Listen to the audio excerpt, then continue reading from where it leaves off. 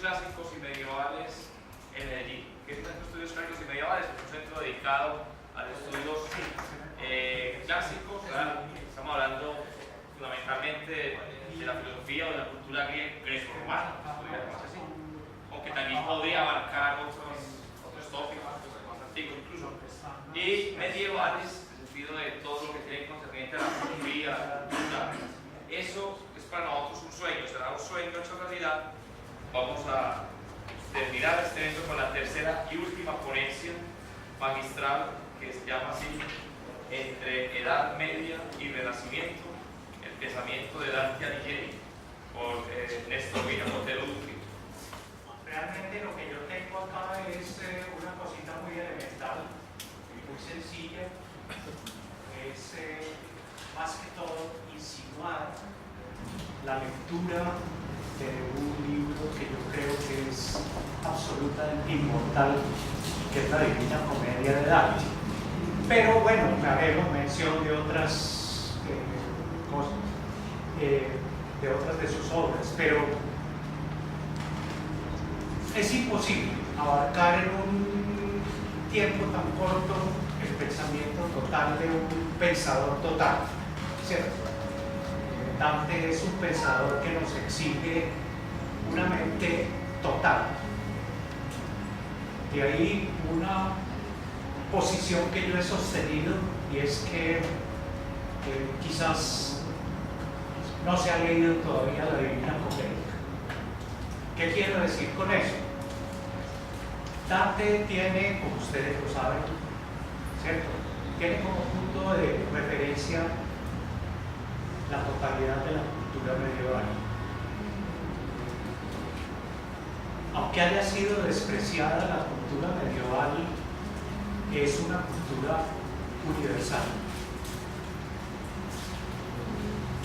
La mente de Dante, por decirlo de alguna manera, es una mente universal. ¿Qué ha ocurrido de ese siglo XIII, XIV hasta nuestra época? Una verdadera cosa fatal, y es la división del conocimiento en distintas ramas, en distintas especialidades, en distintas posibilidades de acercarnos a la realidad. Perdimos la visión de totalidad. Pienso que hoy se hacen algunos esfuerzos por regresar a esa visión de totalidad, el pensamiento complejo, el pensamiento interdisciplinar. Todas estas cosas no dejan de ser intentos bastante importantes, pero ocurre que, por ejemplo, los estudiantes, y me siento dentro de ellos, los estudiantes de filosofía, perdemos el contacto con las ciencias, perdemos la posibilidad de leer las ecuaciones de tres integrales que tienen los físicos, por ejemplo. Perdemos la posibilidad de leer y estar al día en temas de biología, ¿cierto?, que es una ciencia que hoy abarca prácticamente la totalidad del mundo vivo. Entonces, lo mismo es válido para los contrarios. El biólogo se encierra tanto en su mundo de la biología, el físico se encierra tanto en su mundo de la física, que cuando le mencionamos, yo estudio filosofía, le dice, ¿eso para qué? Entonces, observe, hay una situación de punto de partida que nos impide, de alguna manera, el acercarnos a una obra. Hablo concretamente de la Divina Comedia, pero podríamos ampliarlo a todo un pensamiento de un autor cuya mente es universal.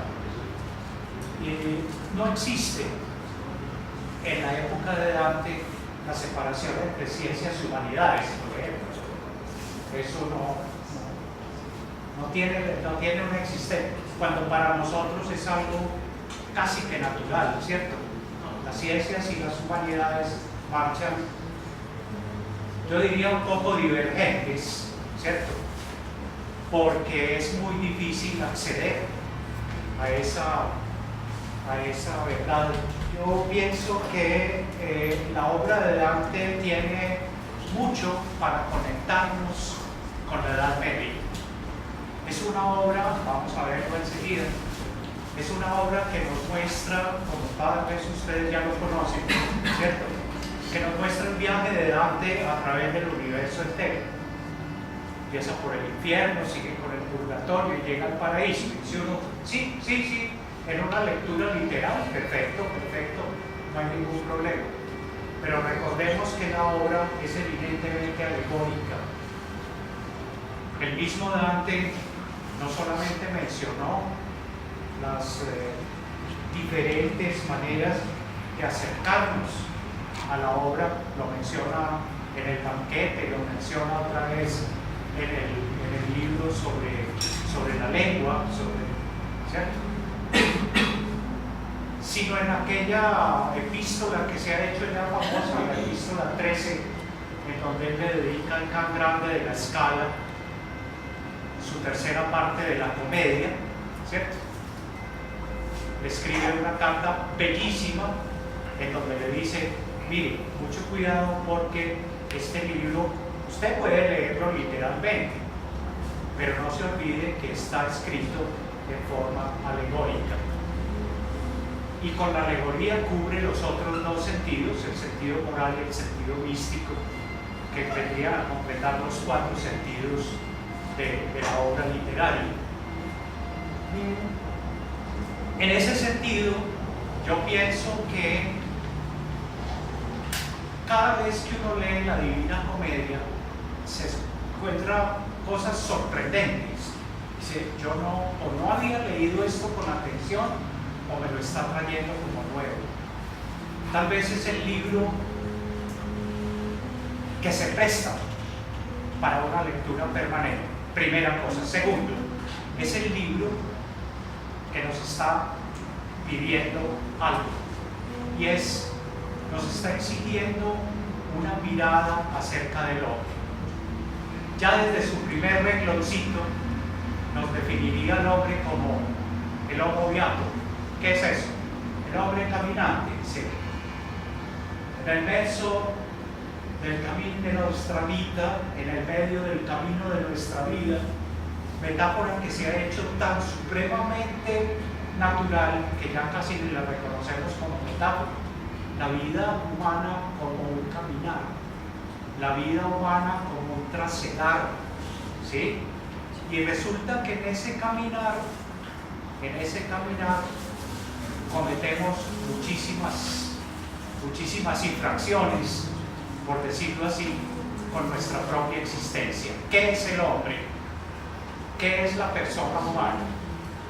Es simplemente alguien que tiene que crecer como persona. Es alguien que tiene que responder a una tarea que tiene, y es la construcción de su propio ser. ¿Sí? ¿Qué nos dice Dante? Dice, estaba en medio de una selva oscura. Selva oscura. Dice, sí, perdí el camino de mi vida. Perdí el camino. Recordemos cómo, gracias a Virgilio, que representa o la razón o la poesía, ¿sí?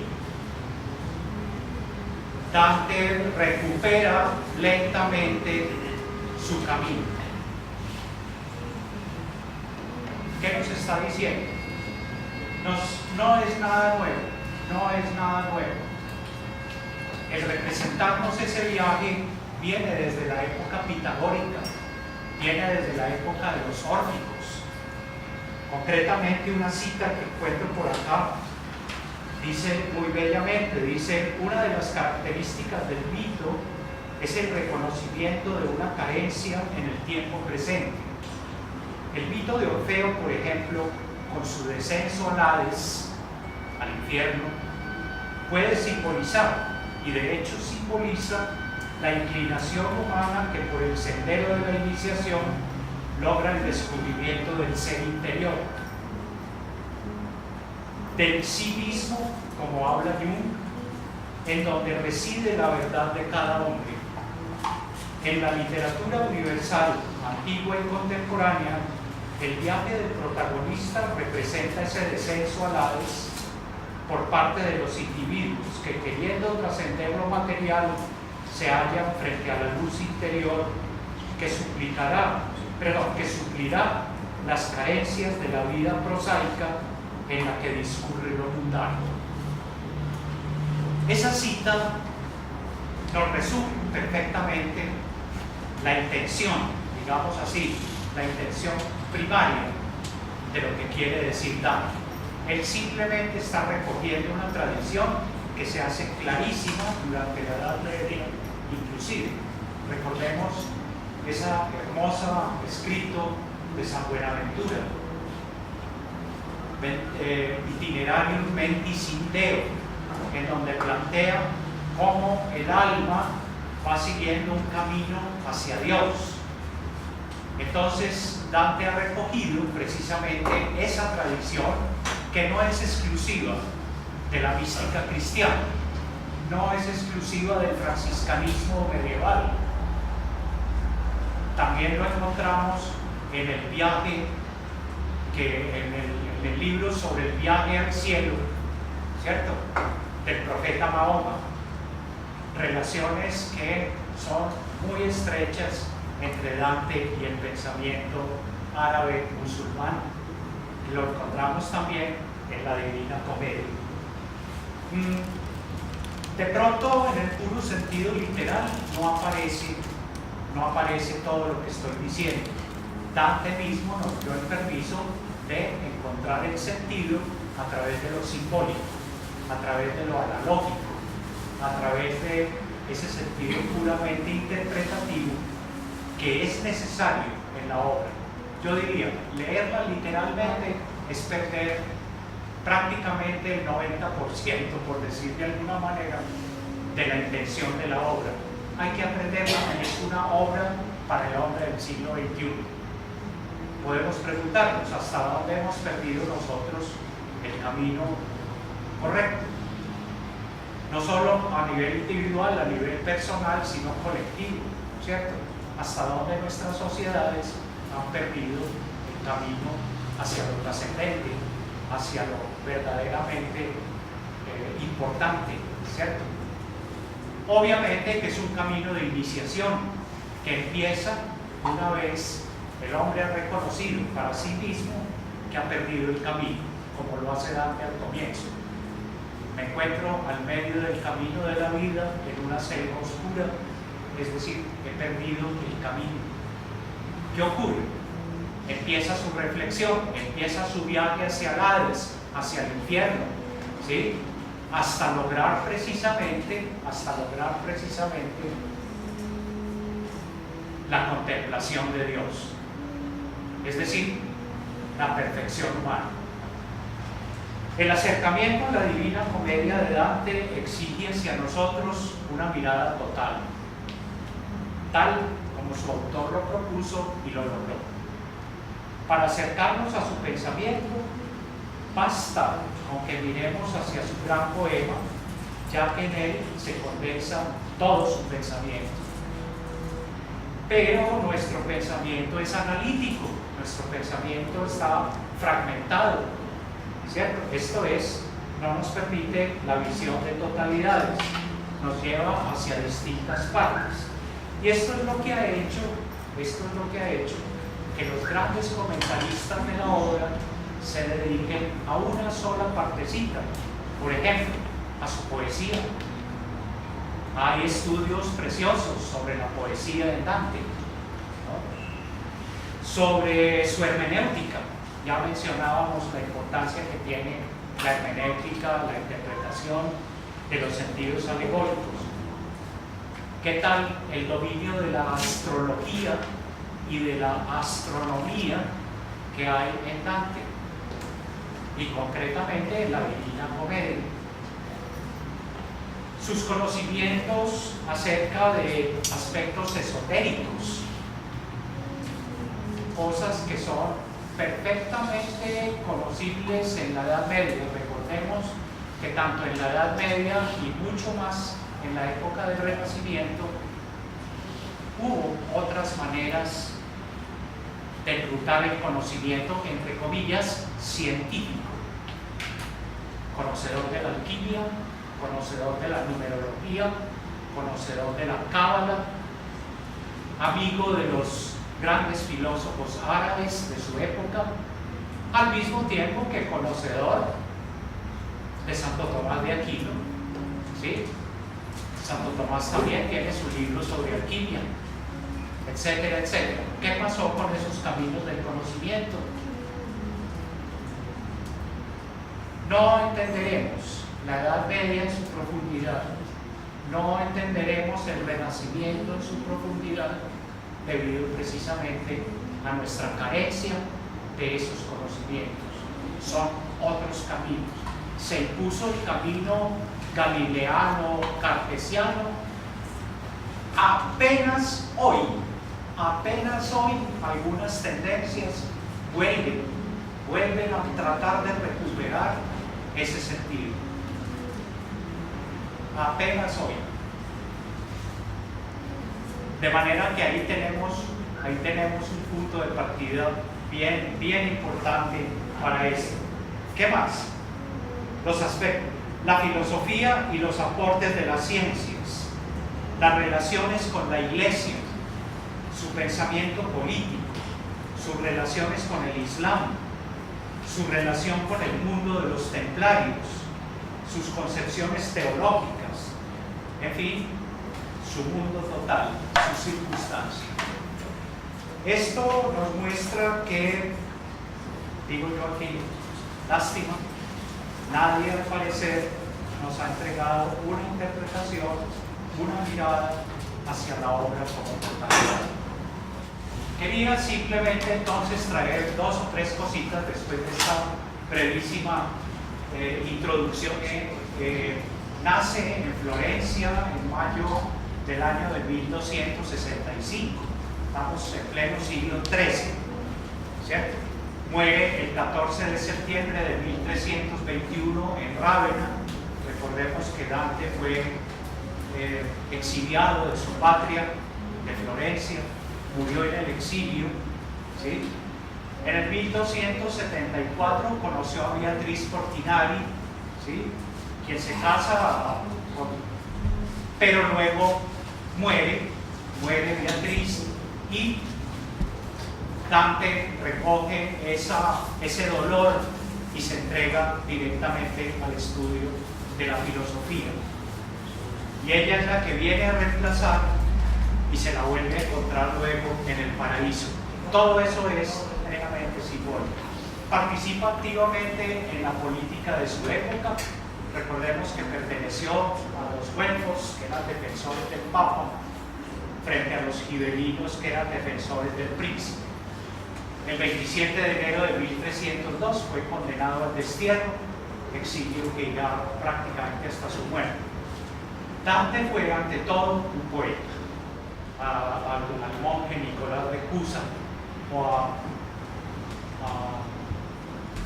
a Giordano Bruno, ¿cierto?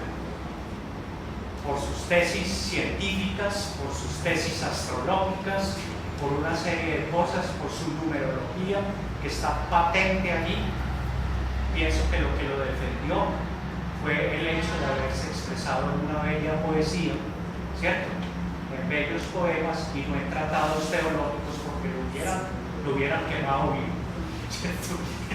Plantea precisamente ese cambio que él da, ¿sí? Después de la muerte de Beatriz, hacia la filosofía. El convivio tal vez sea una obra central en el pensamiento de Dante. Es el convivio, el banquete, como lo es una invitación al banquete de la sabiduría. Quisiera aprovechar, ya que tocamos el tema del banquete, un puntito que yo pienso que nos sirve de reflexión, y es que Dante, en primer lugar, es el primer escritor en lengua vulgar, el primer escritor de filosofía. Él dice: dejémosle el latín a la academia, ¿sí? y la lengua vulgar, la lengua del pueblo, en este caso el toscano, primitivo italiano, ¿sí?, comienza a hablar en filosofía. Y hay un puntico que dice: no nos podemos quedar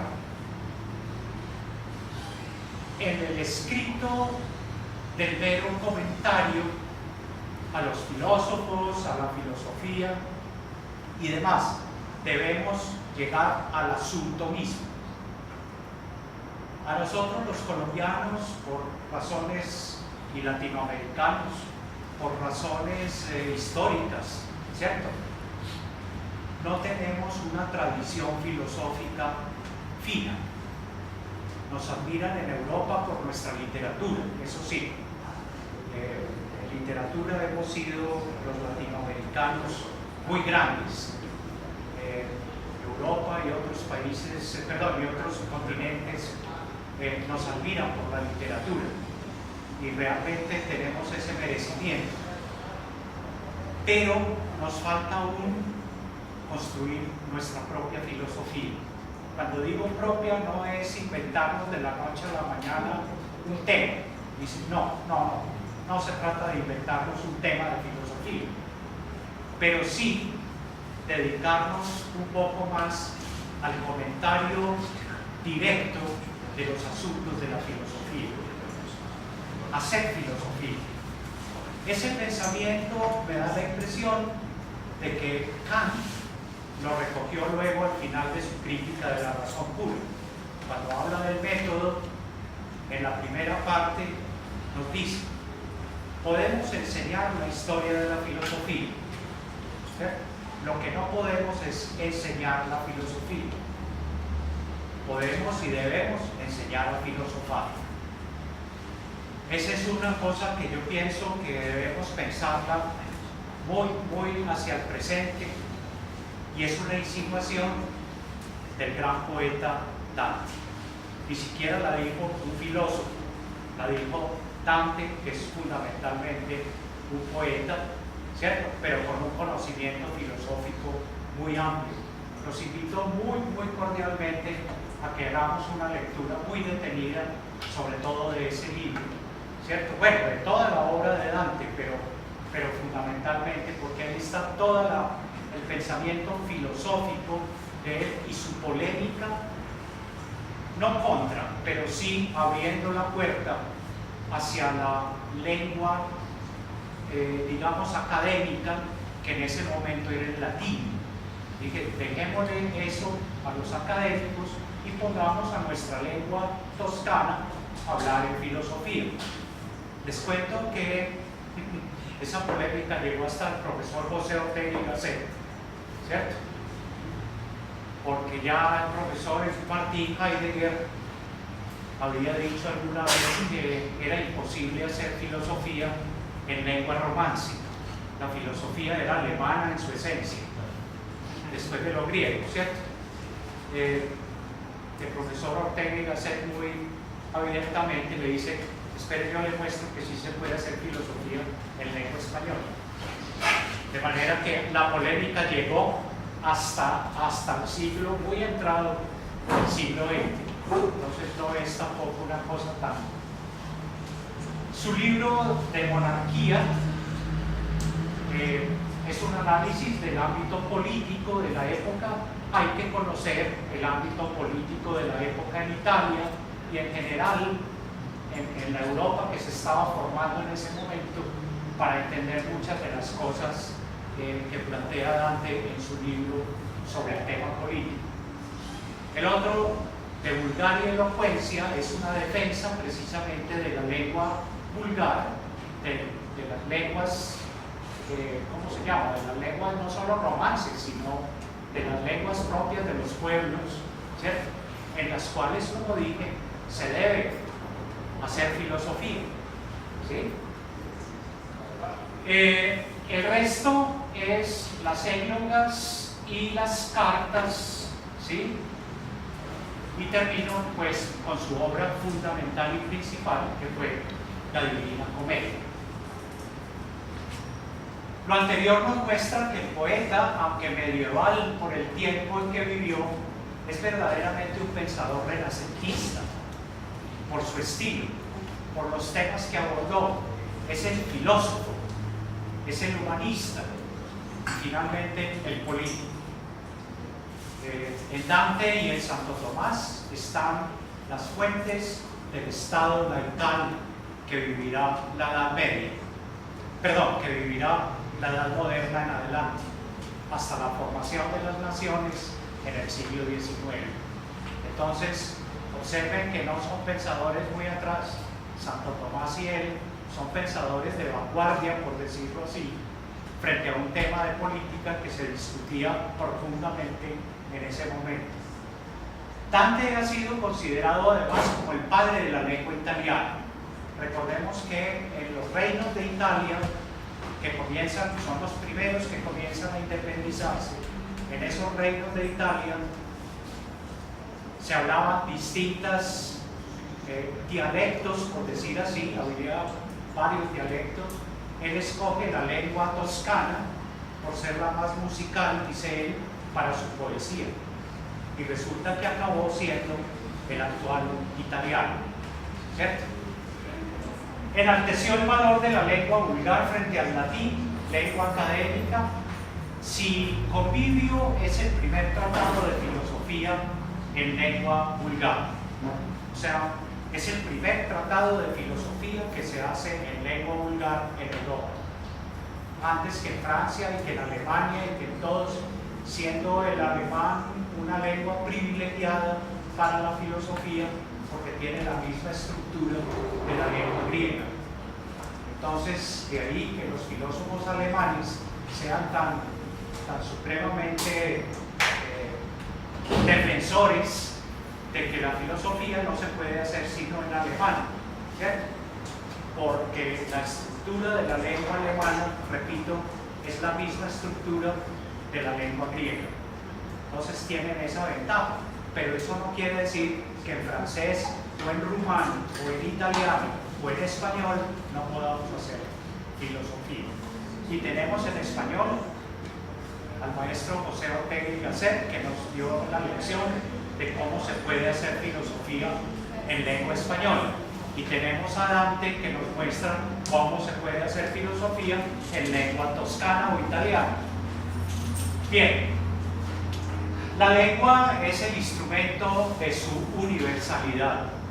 En el libro de Vulgaria y Elocuencia ha sido considerado como el mejor tratado de lingüística medieval. Una invitación también a leer ese texto, ¿cierto? A los que les guste, a los que les llame la atención la parte lingüística. Dante reconoce la belleza y la importancia de las lenguas vulgares frente al latín, que era la lengua universal del momento, era la lengua académica por excelencia. No se va contra la lengua latina, no, simplemente resalta el valor de las lenguas vulgares. Se podría decir que desde ahí instituyó el advenimiento de las naciones, con la defensa de las lenguas vulgares, no solamente las lenguas romances, que serían las derivadas directamente del latín, incluyamos las lenguas germánicas, el inglés, el alemán y otras, ¿cierto? Basta con que sea lengua del pueblo. Todos sabemos que la Divina Comedia, voy a hacer un recuentico muy textual, muy sencillito. Todos sabemos que la Divina Comedia tiene tres partes: el infierno, el purgatorio y el paraíso. Y uno dice, sí, realmente es eso. Pero debemos leerlo con un sentido de viaje inicial.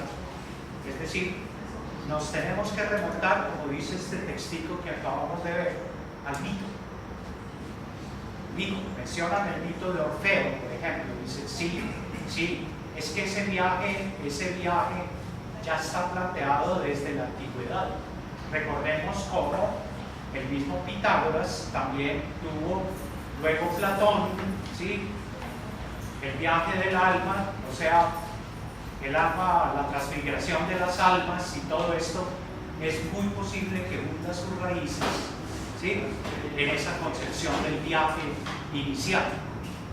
Y muchas de las religiones, entre comillas, de la época tenían esto. Digamos, mencionábamos la más sobresaliente, el Islam, ¿cierto?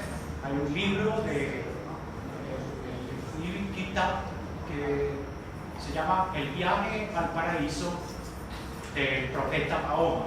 Es muy posible que Dante hubiera conocido esa trayectoria, más, como mencionaba ahora, más la trayectoria cristiana, ¿no? La trayectoria de los místicos cristianos. Mencionaba a San Buenaventura, que él lo tiene también en el paraíso con Santo Tomás y otros, ¿cierto? Con San Bernardo de Claraval y demás, será conductor de él a través del paraíso. Cada una de las partes comprende 33 cánticas, como se han llamado, más una que precede al infierno, que sirve de introducción a la obra, ¿sí? Para un total de 100. No voy a entrar aquí en el problema de la numerología, porque todo esto tiene una significación especial. No es una lectura que uno puede hacer así, 33 por un lado, más otra, igual 100, punto. Dice, no, esto es puramente simbólico. Tiene su sentido, ¿cierto? Y advierto algo, ha habido mucha especulación sobre esto, mucha especulación. Muchos lo remiten al conocimiento de los templarios, muchos dicen, ay hombre, es que, espérate un momentico, es que Dante era uno de los monjes templarios, fue templario, sí. Mira que los templarios son el origen de la masonería. El grado 33 de la masonería. Dices, pienso que hay mucha especulación, pero sí para él tiene una significación dentro del contexto propio de Dante. Lo otro son libros que han salido, he visto interpretaciones que se van inclusive más allá de donde pueden ir. Entonces tampoco. Hay que tener un criterio específico de la hermenéutica medieval. Bien. El infierno es el lugar de tormento por los pecados cometidos y, como ustedes saben, comprende el limbo en primer lugar, ¿cierto? Lugar de los que no recibieron el bautismo. Por ejemplo, él coloca en el limbo a Homero, a Horacio, a Ovidio, ¿cierto? Los que no conocieron el mundo cristiano, no recibieron el bautismo cristiano. Filósofos como Sócrates, Platón, Aristóteles, héroes troyanos como Aquiles, Eneas, están en el limbo, ¿cierto? Ellos no fueron cristianos. El segundo círculo, los lujuriosos. El tercero es el pecado de la gula. El cuarto círculo, los avaros y los pródigos. El quinto círculo, los iracundos. Para llegar al bajo infierno, en el sexto círculo, los herejes. Y en el séptimo, ¿cierto?, los violentos contra el prójimo y contra sí mismos. Por ejemplo, los que han cometido suicidio, ¿cierto? O los violentos contra Dios o contra la naturaleza. Para llegar al octavo círculo, que es donde están los fraudulentos, el noveno círculo, los traidores, ¿cierto? Se encuentra luego la montaña del purgatorio. En el purgatorio, como todos sabemos, es un lugar de purificación previo al llegar a la gloria eterna, ¿no es cierto? Se purifican las almas antes de llegar al paraíso. En él se castigan los pecados capitales, ¿sí? En cada uno de los círculos así: la soberbia, la envidia, la ira, la pereza, la avaricia, la gula, la lujuria, ¿no? Y al final se encuentra la entrada al paraíso. Es un recorridito pues como muy elemental por la Divina Comedia. Y el paraíso comprende primero el cielo de los planetas, ¿sí? El planeta Tierra, que se encuentra en el centro de las esferas concéntricas. Aquí en este punto vale la pena mencionar que Dante sigue el esquema medieval tolemaico, ¿cierto? La Tierra como centro del universo, y hay cosita muy importante que inclusive, pues yo lo conseguí como libro en la librería, pero lo encuentran también en Google, y son 2 conferencias que dictó Galileo en la Academia de Florencia sobre el infierno de Dante, cosa que le llama a uno la atención. Dice uno, Galileo hablando del infierno de Dante, muestra las medidas perfectas que tomó Dante para referirse a los círculos del infierno. Dice, era propio del conocimiento de la época, pero eso implica que Dante no era ignorante en materia científica, ¿cierto? Conocía la ciencia de su época. Entonces, es un texto bien interesante porque son 2 conferencias dictadas por Galileo, y llama la atención que aquí Galileo defiende la visión tolemaica del mundo, cuando él es el autor de la visión heliocéntrica propuesta por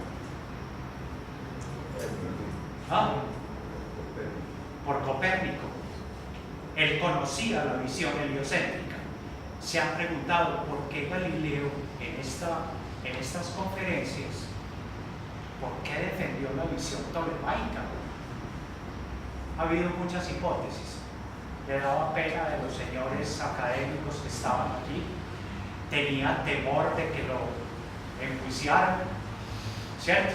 Y demás, pero sabemos que Galileo, aunque sostiene la misma, interpreta tal cual como lo hizo Dante en este caso. Vale la pena la lectura de esas 2 conferencias. Repito, la consiguen en el libro normal en una librería, pues son, ¿cierto? O lo pueden bajar de internet también. Ahí están las 2 conferencias de Galileo. Bien, en segundo lugar está el mundo lunar, ¿cierto? Es llamado el primer cielo. Allí se encuentran quienes no han cumplido sus votos religiosos por alguna razón, se arrepintieron. En tercer lugar, el planeta Mercurio, que es el llamado segundo cielo, en el cual están quienes alcanzaron la fama y la gloria por sus acciones. El planeta Venus, el tercer cielo, habitado por almas amorosas. El Sol, o cuarto cielo, los teólogos, allí está, por ejemplo, Santo Tomás, está San Buenaventura, ¿cierto? Más alto estará San Bernardo de Claraval, ¿cierto? El planeta Marte, o quinto cielo, donde se encuentran los mártires que han sido los testigos de la fe. En séptimo lugar está el planeta Júpiter, o sexto cielo, donde están todos los grandes justos.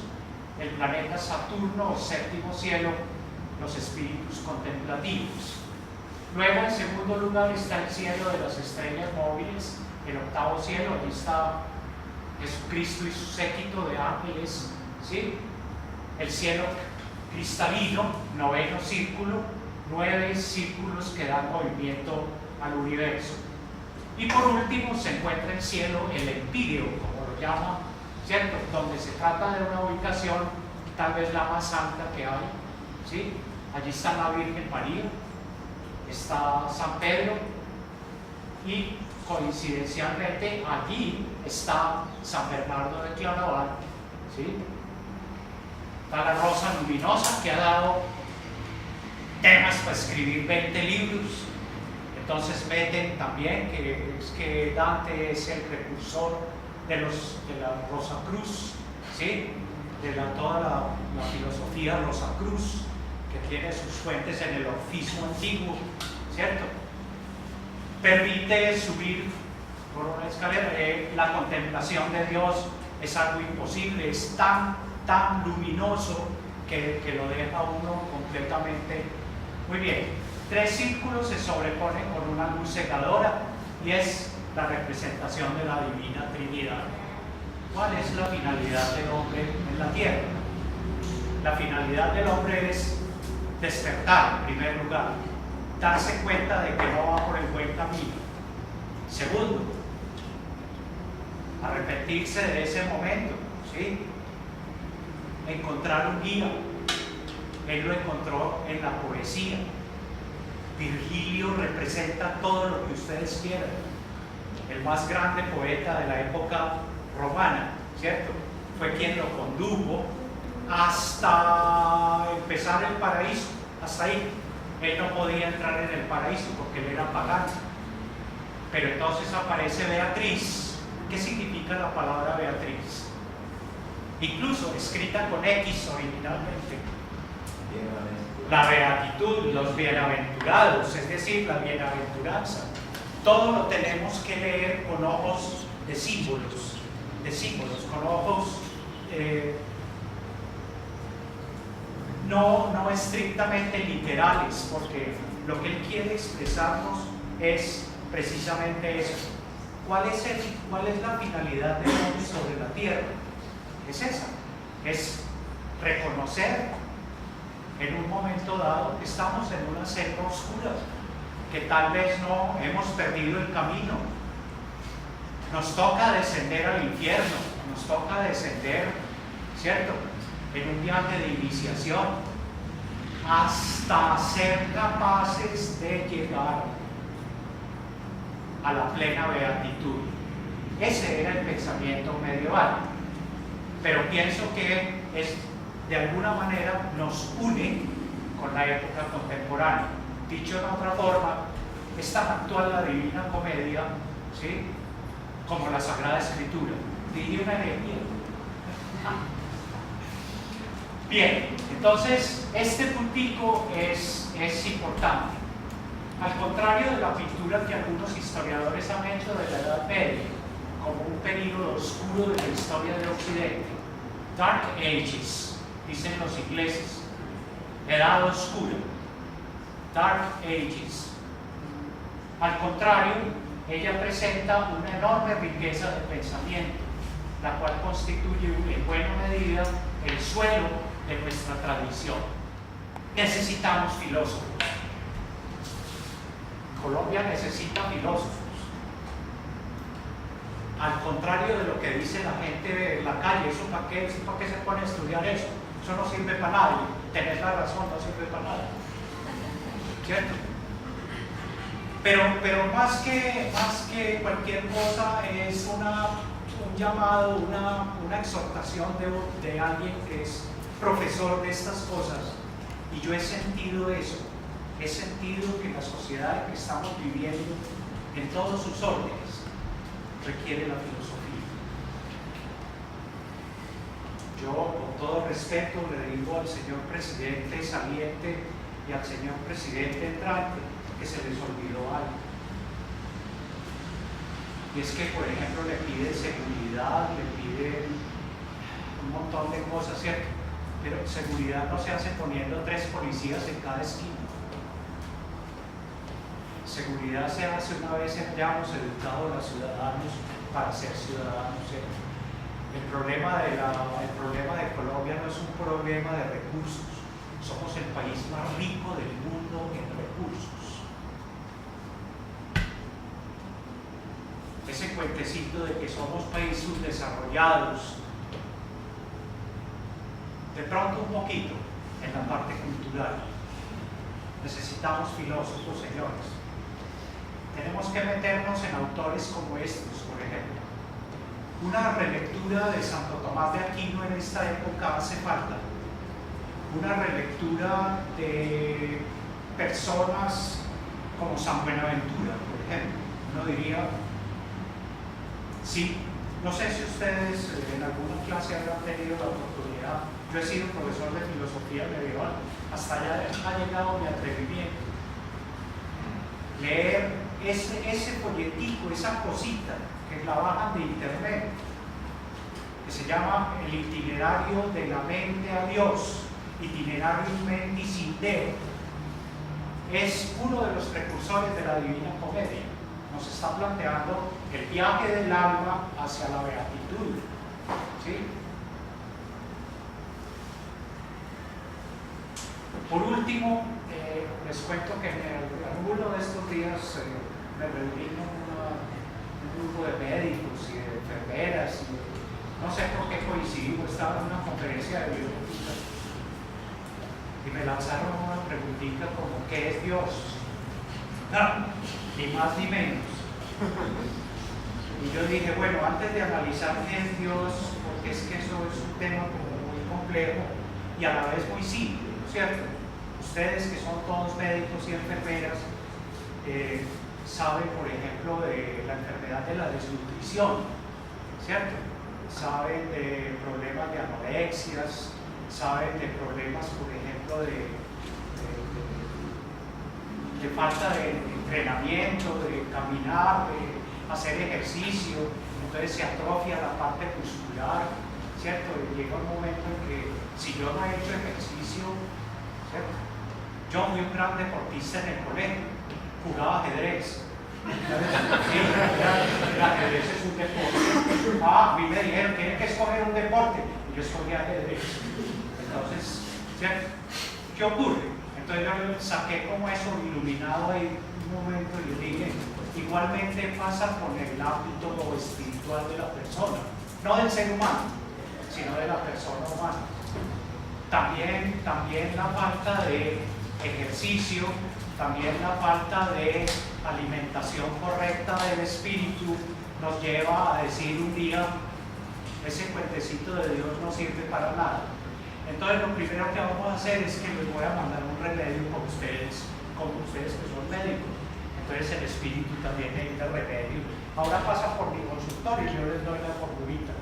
Muchas gracias, les dije, muchas gracias. Se quedaron. Dije, no, es que el espíritu también se enferma así. ¿Por qué el hombre está reacio a aceptar,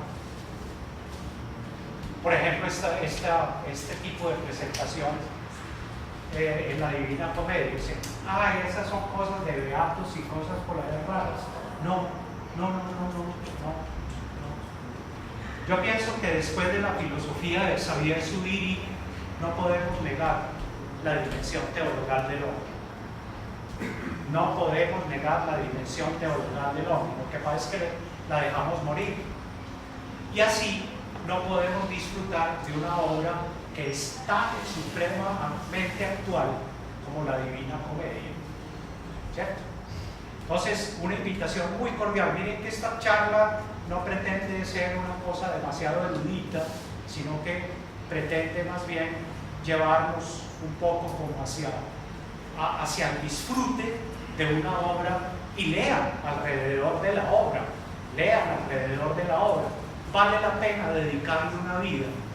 El doctor Gonzalo Soto, un poquito de manera exagerada, decía que yo ya leía la Divina Comedia en el seno materno, ¿cierto?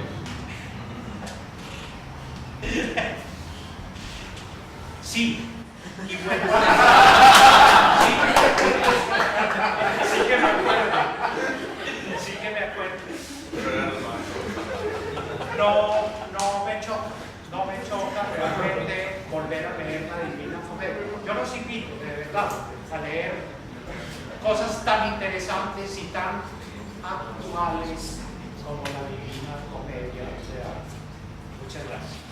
Jorge dice que todo símbolo da que pensar. La multiplicidad de interpretaciones simbólicas de Dante, ¿cómo las ves tú?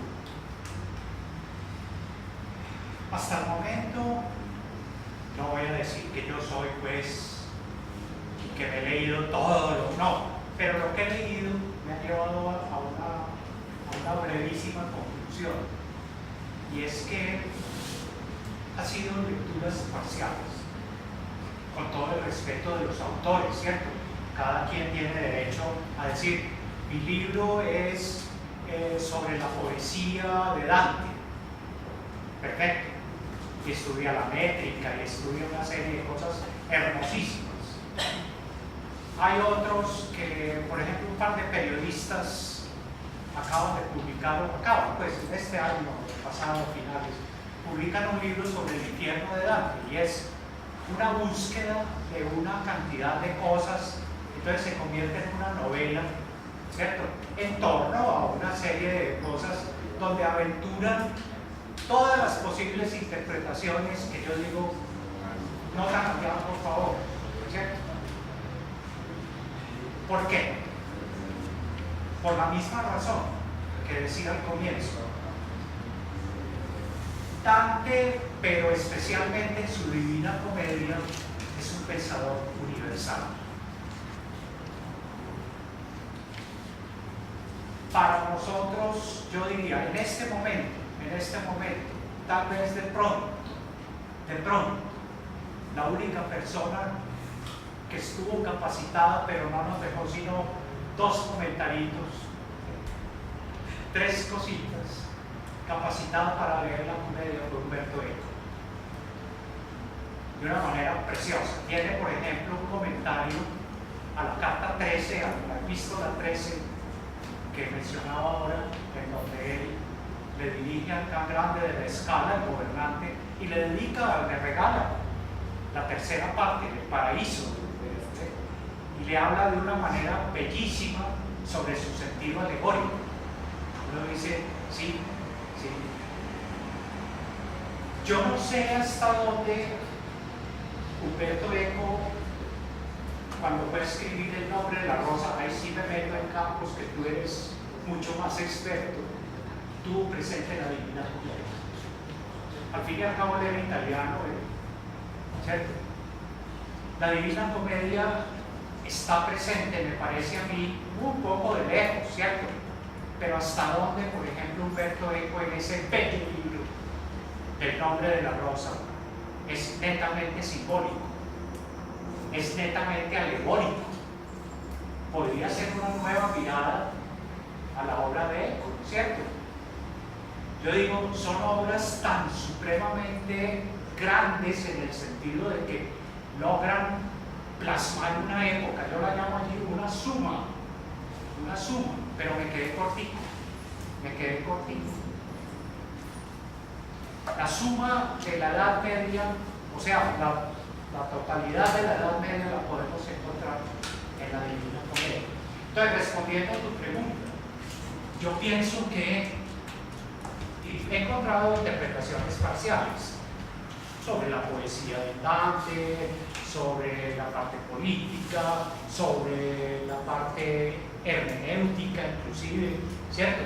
Etcétera, etcétera, ¿cierto? Interpretaciones muy parciales, por ejemplo esta, el viaje órfico, tal cosa, ¿no es cierto? De pronto el viaje iniciático de los mitos y de aquellas religiones mistéricas de la antigüedad, dice. Sí, pensaba en Mircea Eliade, por ejemplo, en sus interpretaciones tan finas sobre el tema de los mitos y el problema de la iniciación. Hay un libro precioso del profesor Mircea Eliade, el experto en el mito, ¿cierto? Exclusivamente sobre el tema de la iniciación. Yo me lo leí pensando en lo de Dante. Yo decía, pero no lo menciono. Dice, pero es la misma temática. O sea, yo digo, ya era una cosa como común en la época. Era una cosa común plantearse lo que yo llamo en este momento, robándome el título, el homo viator, o sea, el hombre en el camino, ¿no es cierto? El hombre caminante, ¿no?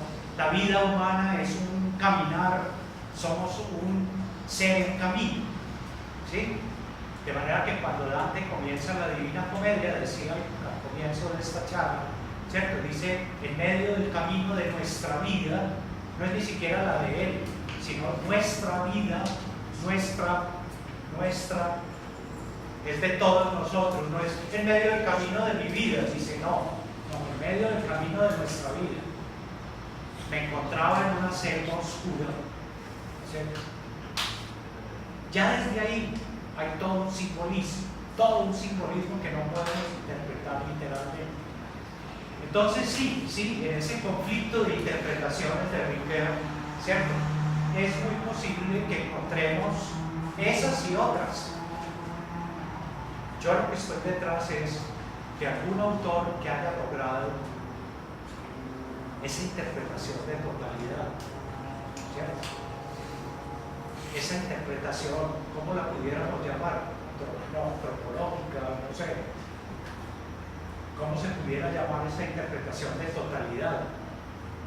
¿Cierto? No lo he encontrado. Entonces la lectura o las lecturas de la Divina Comedia inclusive no se chocan, no hay conflicto.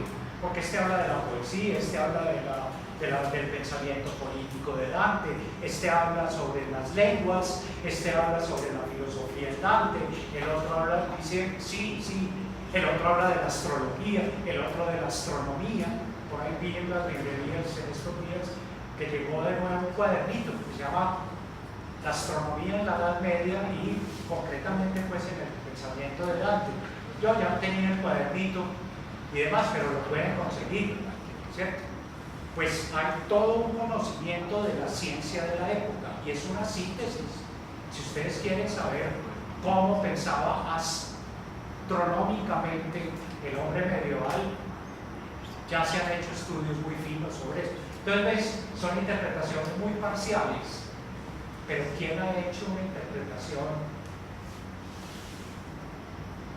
Otra pregunta que de pronto quedaría mejor: ¿en qué consiste esa unidad o totalidad de la Divina Comedia?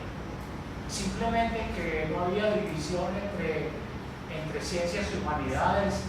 Recuerden el trivium y el quadrivium, por ejemplo, de la Edad Media. Dante fue educado como cualquier joven medieval, conoció perfectamente el trivium y el quadrivium, ¿cierto? No eran ciencias aparte, era prácticamente lo mismo, pero ¿cómo logró él esa totalidad? Si ustedes leen la Divina Comedia despacio, con calma, atención, ¿cierto? Van a llegar un momento en que usted va a decir, se me escapa como la posibilidad de abarcar la totalidad. Es que es tanto, ¿cierto? Tanto que sí, pues la hemos fraccionado. Muy bien. Bueno, ya por el